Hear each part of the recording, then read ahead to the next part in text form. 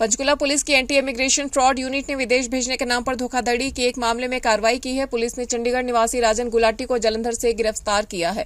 Police आरोपी से पूछताछ में जुटी हुई है। जानकारी के अनुसार आरोपी ने ज्योत्सना गुर्जर को अमेरिका भेजने का झांसा देकर 50 लाख रुपए हड़प लिए। एंटी इमिग्रेशन फ्रॉड यूनिट के इंचार्ज एजेंट पाल सिंह ने बताया कि आरोपी के खिलाफ 2 और शिकायतें मिली। इन शिकायतों की जांच भी चल रही है।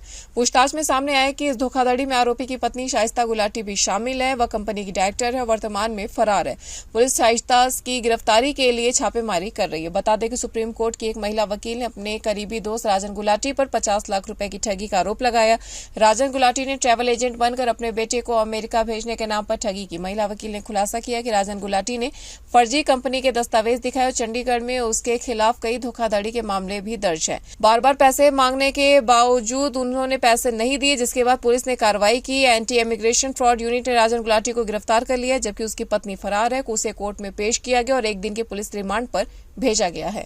News desk N one live. Actually Rajan Gulati और शाइस्ता गुलाटी कंपनी चलाते हैं एजीज टेलीकॉम, और ये मेरे स्कूल में पढ़ते थे। तो हमारा स्कूल का फ्रेंड्स ग्रुप का एक ही सर्कल था।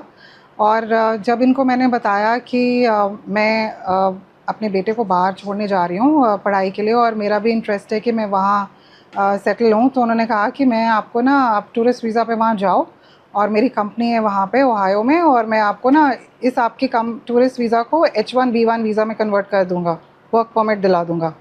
इसके एवज़ में इन्होंने मुझसे पहले 30 लाख रुपए लिए और उसके बाद 20 लाख रुपए, टोटल 50 लाख रुपए मुझसे लिए। और जो दस्तावेज़ दिए, जो डॉक्यूमेंट्स मुझे दिए, वो सारे फ़र्ज़ी थे। मैं जब अगस्त 24 के अंदर अपने बेटे को छोड़ने गई वहाँ, तो इस कंपनी के एड्रेस पे मैं वहाँ गई। वहाँ कुछ भी नहीं था, एक छोटा सा कमरा था, और उन्होंने बताया कि यहाँ पे कोई कंपनी नहीं चल रही है। तो मैंने इनको बोला कि भाई मुझे मेरे पैसे वापस दे दो। तो इन्होंने ये टरकाते रहे, हम आपके अभी पैसे दे रहे हैं, अभी दे रहे हैं। टाइम काफ़ी निकल गया, और उसके बाद मुझे फिर भी नहीं पता था कि ये इस तरह से स्कैमस्टर हैं। बिकॉज़ अभी रिसेंटली इनकी मदर एक्सपायर हुई, तो हम इनके घर कंडोलेंसेस देने गए और हमारे सारे स्कूल फ्रेंड्स मिले वहाँ पे। तो पता चला कि इन्होंने बहुत सारे स्कूल फ्रेंड्स से, किसी से 2.5 करोड़, किसी से 3 करोड़, किसी से 75 लाख, किसी से 25 लाख, तो इस तरीके से ले रखे, और कोई सामने ही नहीं आया। और अब जैसे मुझे पता चला कि ये तो बहुत बड़ा स्कैम में ऑलरेडी हैं, और फिर हमने इनकी R&D करी। तो एक साइट है FCC, जिसमें कंपनीज जितनी भी US के अंदर हैं और बाकी कंट्रीज़ के अंदर है, उसके बारे में पता चलता है। तो वहाँ पता चला कि एजिस टेलीकॉम नाम की जो कंपनी थी, वो एग्जिस्ट ही नहीं करती। मुझसे 50 लाख रुपए मांगे थे और मैंने 50 लाख रुपए इससे दिए थे, और उसमें कुछ लिखत पढ़त भी हुई थी, और ये एडमिट भी कर रहा था कि मैंने इसको पैसे दे रखे हैं, लेकिन पैसे देने का कोई नाम नहीं था। बार बार टरकाना और इस तरीके से लिंगर ऑन करके टाइम निकालना था। और बहुत बड़ी बात नहीं थी कि ये यहाँ से फ़रार भी हो जाता, बिकॉज अब धीरे धीरे इसके केसेस सामने आ रहे हैं, क्रिमिनल एक्टिविटीज़ इसकी सामने आ रही हैं।